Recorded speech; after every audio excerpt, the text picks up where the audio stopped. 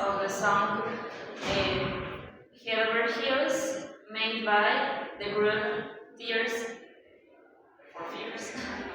And we are gonna analyze the contents, trying to identify the form of the words, the sentences, the clauses, and the phrases. And we are gonna analyze the function and the meaning too. So we hope you enjoy. Let's start. We are Karen and Selena. I'm Felipe. Let's start. So, why did we choose this specific song? Well, the reason is that, although this song has literal elements and phrases and some clauses or sentences that are understood literally, this song also has a lot of idiomatic expressions, meaning that its contents are also metaphoric or are understood in a literal way. And we think that this is very ideal for this kind of analysis, so that we can analyze the literal elements and also those that are not understood in a literal way. Also, the context of this song adds a lot more to the meaning. This song was released in the 80s in the UK. And well, why is this important? Well, back then we had the Cold War, and this adds a lot more to the meaning in some parts of the song. We are gonna revise this later, but yeah, its context also adds a lot to the meaning. It's not just a generic love song or something. This song is about growing, about the war, about love, and we think it's really cool to analyze this kind of song that can be understood one way or another. Okay, now what kinds of cultural or linguistic richness it has? Okay, the song combines the cultural and linguistic richness in a ballad styles influenced by pop and soul. Its main themes are love, emotional connection, and desire expressed by metaphors and medium expressions like head over heels, one foot in the past, and in my mind's eye. Linguistically, the vocabulary belongs to a semantic field. Words like love, fear, confusion, persuasion, with others.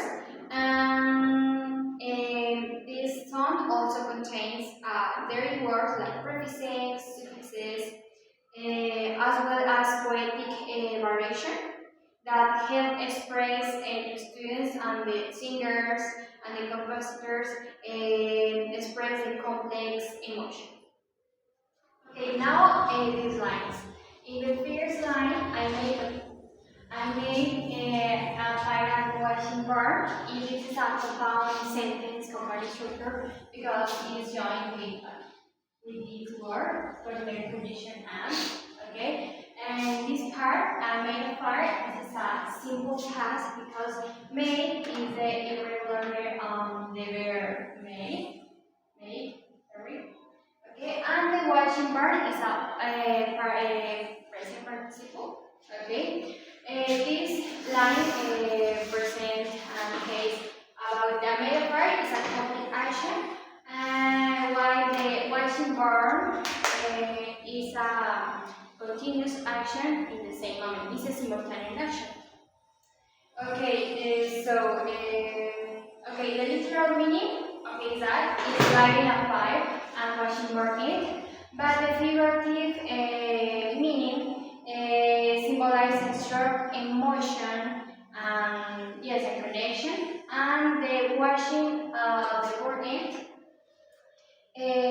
represent the observation something emotionally consuming or transform something. Okay? Okay, the second one. Tell of your food. Okay, this line,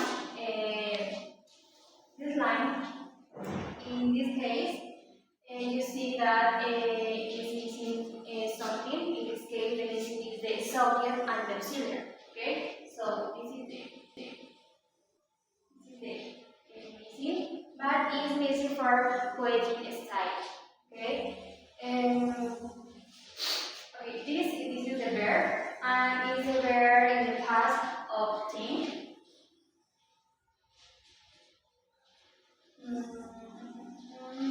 And in this case, form a type of phrase that is a prepositional phrase.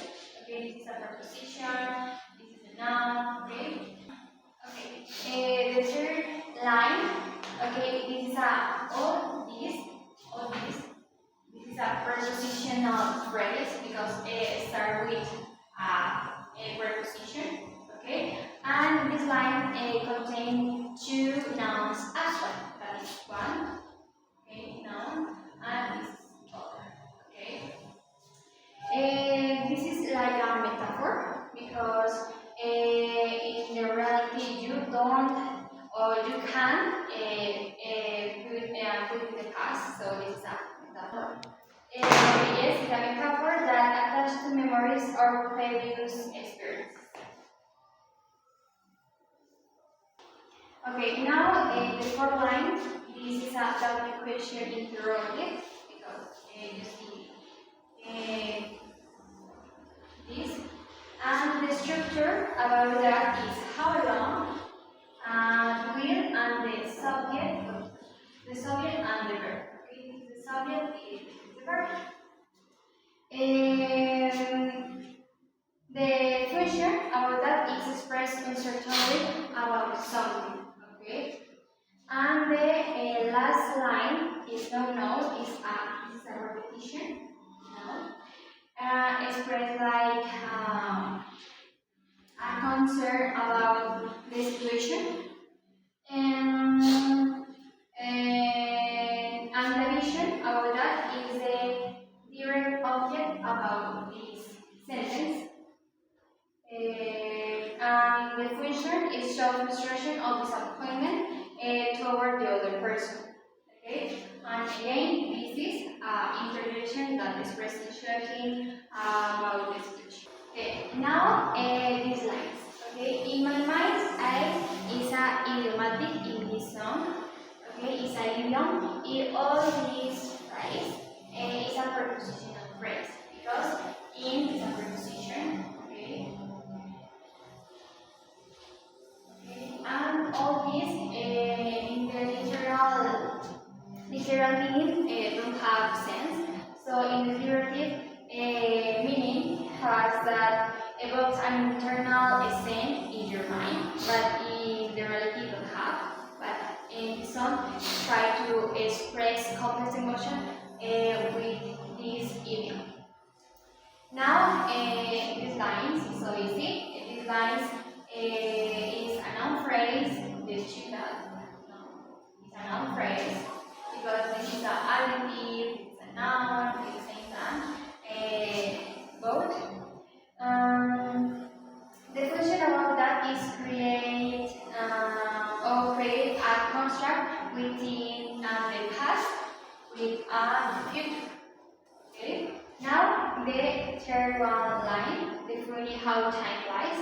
In this case, also we have the case of subject missing. In this case, the name is elliptical subject. I don't remember exactly, but it's elliptical because it's missing about the subject and auxiliary.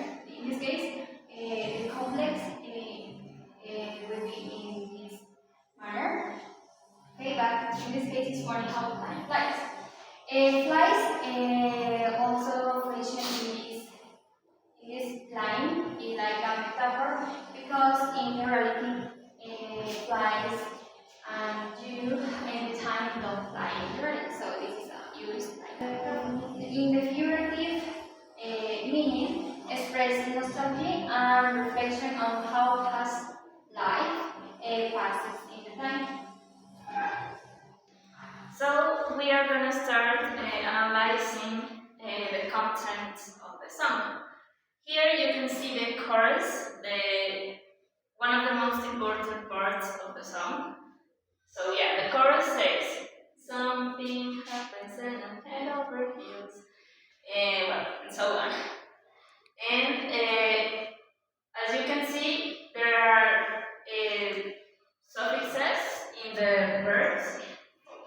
Okay, so we have many morphological elements here. Talking about words, we can see here an example in the verb happens. Here, inflectional suffixes that just change in this case the way it's conjugated the verb. And well, we have many things to analyze here, so we are gonna go line over line to analyze it properly. Okay, so the first line is something happens and I'm head over heels. And to analyze the structure, we have here that word for word.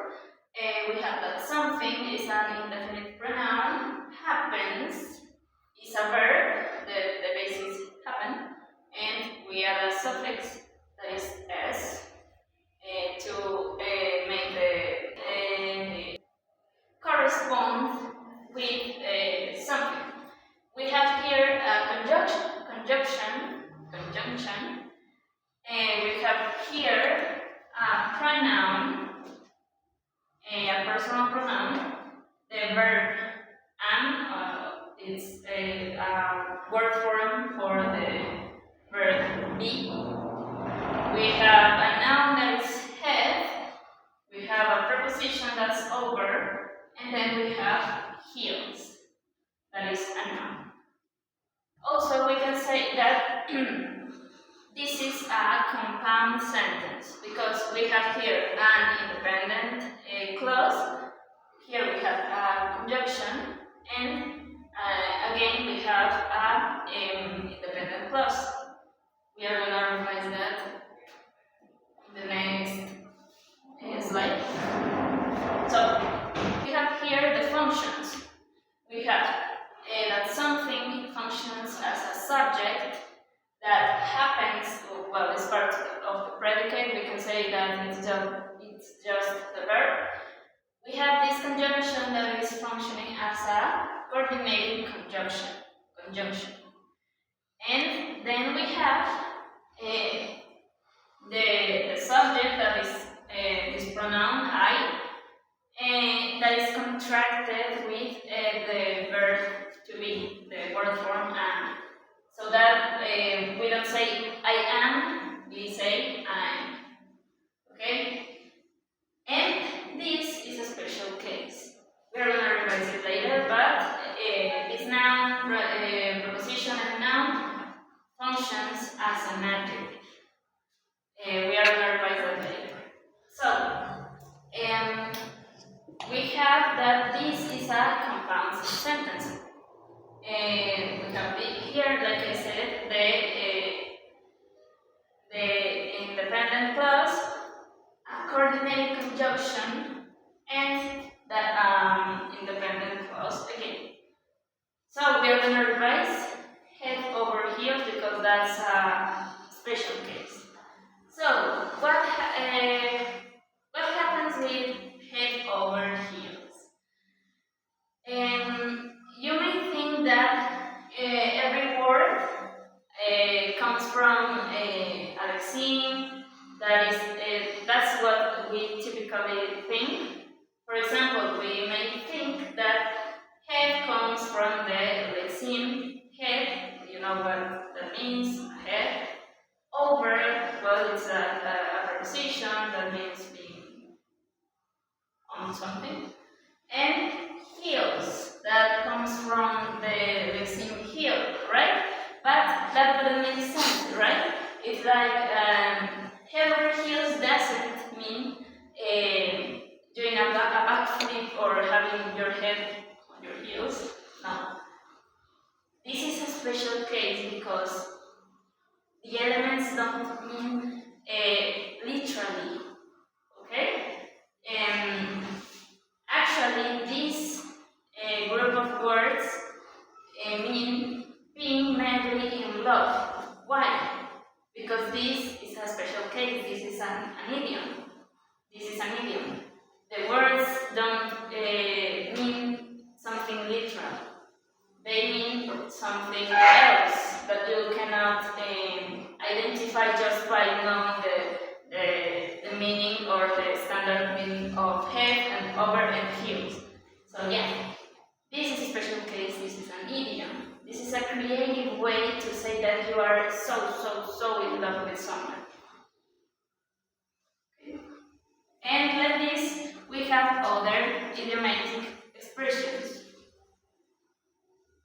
Line we have, I never find out till I'm head over heels. We have, analyzing the structure, a pronoun, personal pronoun that is I. Then we have an adverb of frequency that is never. Then we have a verb and another adverb, and these together form a phrasal verb. Yeah. No, what does that mean? That find means something, yeah, like encontrar. And out is like saying afuera, right? But when you join these two words, you have another different meaning. You have like realize that what find out means. Okay? Then we have the other part of this complex sentence. We have the conjunction, a pronoun, the verb to be with its word form an, or the present simple.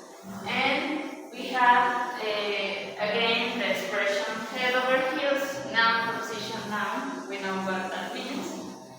And now we are going to revise the function. And for the function, we have that I functions as a subject, that never is an adverb that affects the phrasal verb find out, and this conjunction that functions as a subordinating conjunction. And then we have the subject that is I, plus the verb that you can see here that is contracted again, and head over heels that functions as an adjective like we saw before. Then we have another part that is don't take my heart, don't break my heart. We have first of all an interjection here, and we have this verb phrase that goes with the auxiliary do or don't, that is contracted with the negative particle not. Then the verb take, and we have an adjective that is my, the noun heart. Then we have another verb phrase that is the auxiliary do plus the negative particle not, and the verb break.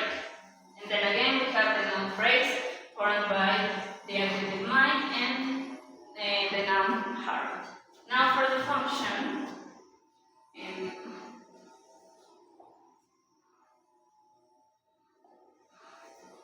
okay, we still have this interjection that is a, that expresses some kind of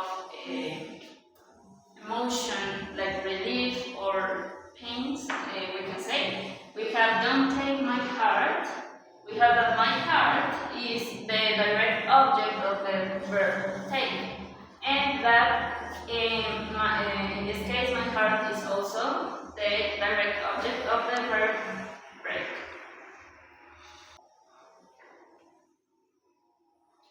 Okay, so we are gonna revise these two idiomatic expressions that are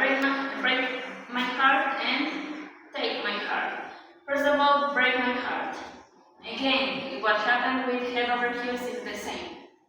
You may think that break comes from break and heart from heart, but you don't literally break a heart, you don't take a heart and break it. The actual meaning is that you cause a deep emotional pain to someone. That's what it means here. Then we have the expression, take my heart. Again, it's an idiom that means to win someone's love. And talking a little bit more about the meaning, we can say with all this chorus that it expresses that some kind of desperation formed by all these expressions that we have. Then we have the next one that is don't throw it away. We have here an auxiliary plus a negative particle again. Then we have the same auxiliary plus negative particle that form a verb phrase with the phrasal verb throw away. That's formed by a verb and an adverb that is away. And we have the pronoun it between these phrasal verbs. Now for the function, we can see here that it functions as a direct object for the phrasal verb that is throw away.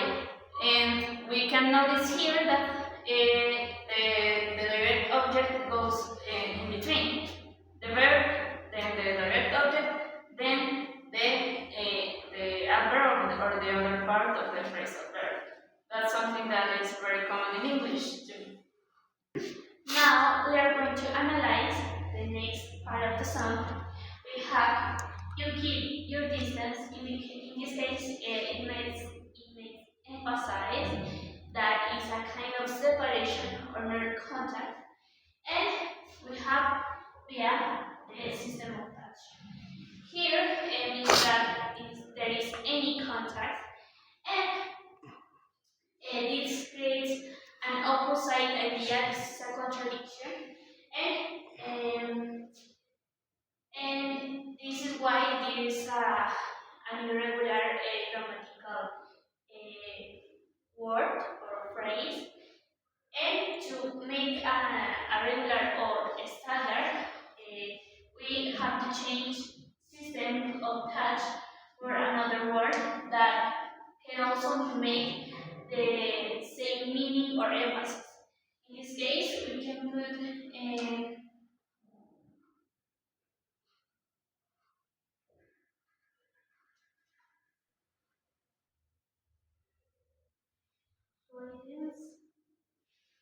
avoidance or aloofness. And in the next sentence, we have an general persuasion. Here we have a kind of noun phrase, but here we don't have a subject, and we don't have also a verb. So to make a formal or standard word, we have to put you, this is the subject, and use. So the sentence could be and you use general persuasion. So we have here in the next sentence, I'm lost. Here we have a contraction. This is an informal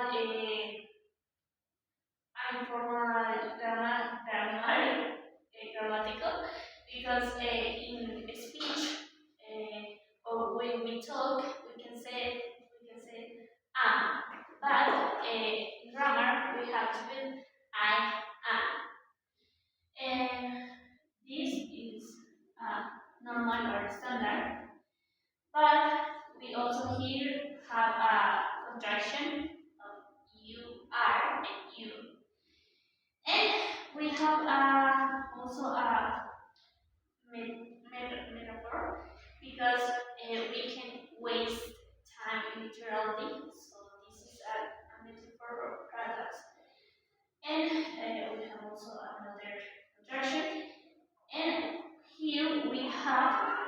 an intensifier of just. In this case, the singer is playing and intensifying the emotion or the feeling, expressing his frustration about what is his feeling or what he wants to express.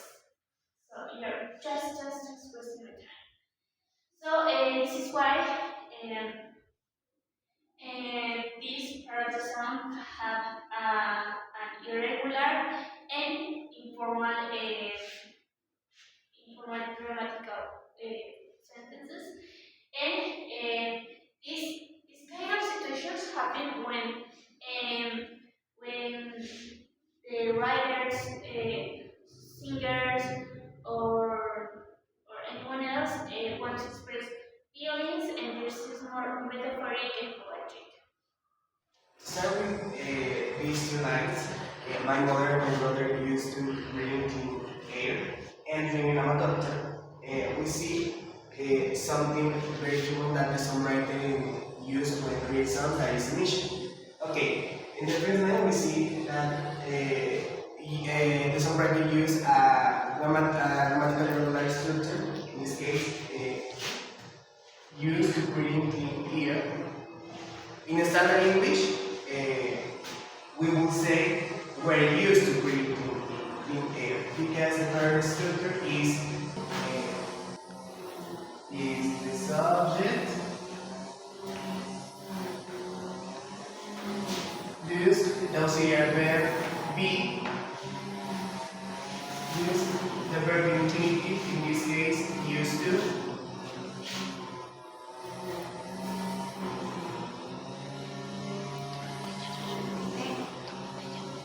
and the verb in general, in this case bring.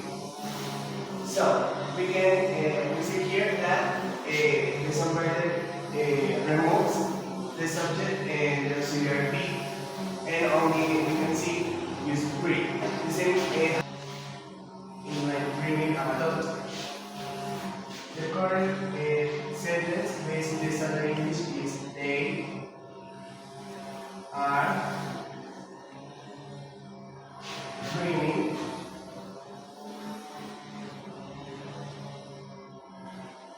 that I'm a doctor.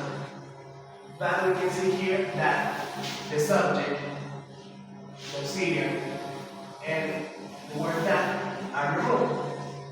Why does songwriter use that? Because they want create a rhythm and so what happened that? Because the songwriter wants to create rhythm of the song. So they have to remove some words of the structure. This is very curious. The function. In the first line, used to bring clean air.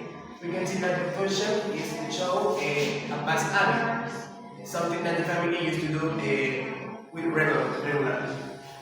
And the second line, dreaming of a doctor, we can see that something like family expectation, or something that the family wants for him. And the meaning, we have two meanings. The meaning here in the first line is that it's very clear that the family breathe clean air. And in the second line, literally is that the family wants that he becomes a doctor. But culturally and functionally, used to bring clean air reflects something that reflects something like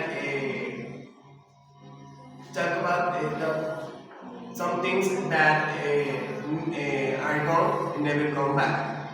Can be memories or perfect times.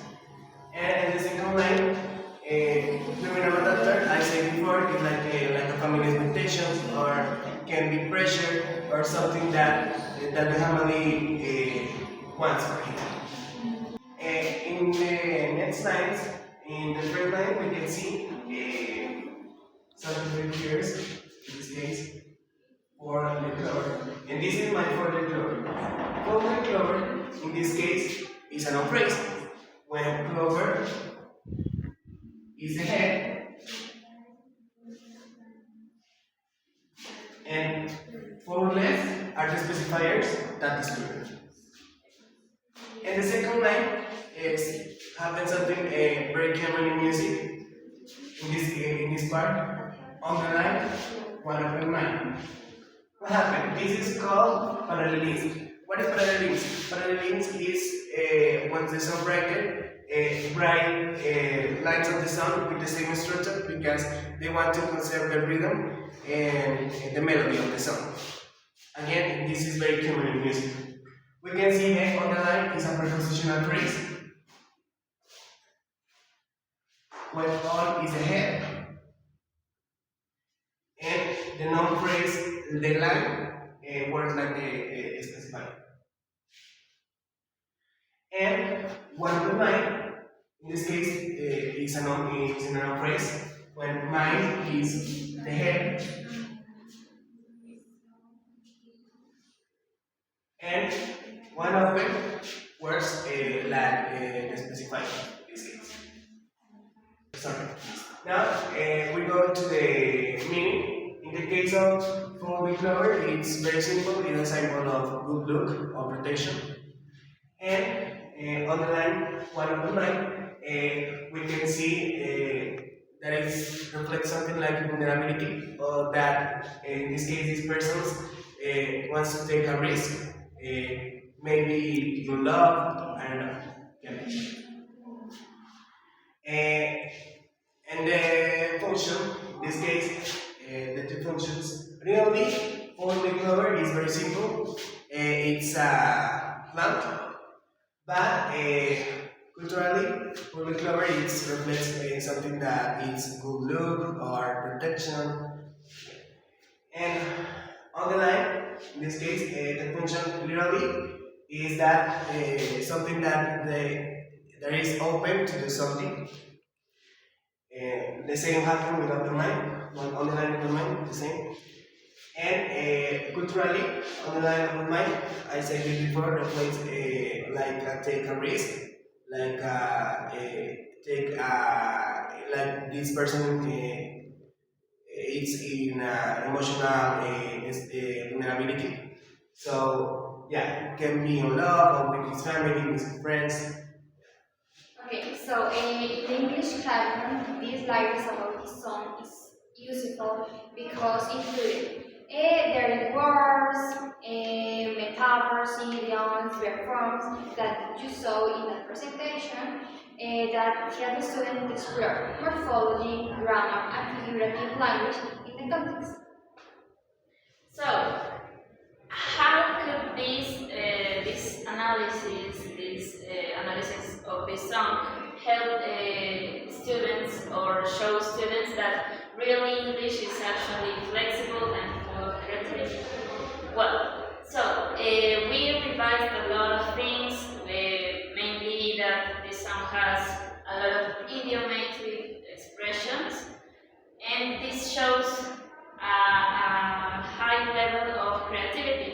Let's put an example with the main idiom, that is head over heels. We can say that it would be fun to teach our students that why would you say I'm in love when you can say I'm head over heels? And it actually can sound kind of funny at first because it sounds like having your head over your heels. That sounds funny at first, and maybe that can make them remember better these expressions. So these kind of expressions make the students use alternative ways to express an idea. Right? Why would you say I'm in love when you can say I'm head over heels for someone? Then we have the economy of language. When we are analyzing these kind of songs, we can notice that they almost never say I am, it is, there is. Instead, the singers say I'm, there's, it's, and that's called economy of the language, a faster way to say the same thing. With this we can show them that mostly in informal English, in everyday English, they can say things in a shorter way. And yeah, I think this is a really useful source or resource to show students that English can actually be fun to learn. So in conclusion, this is analyzed about this song and allergies. So this is all. This is all. Thank you. Thank you very Thank much. you so much.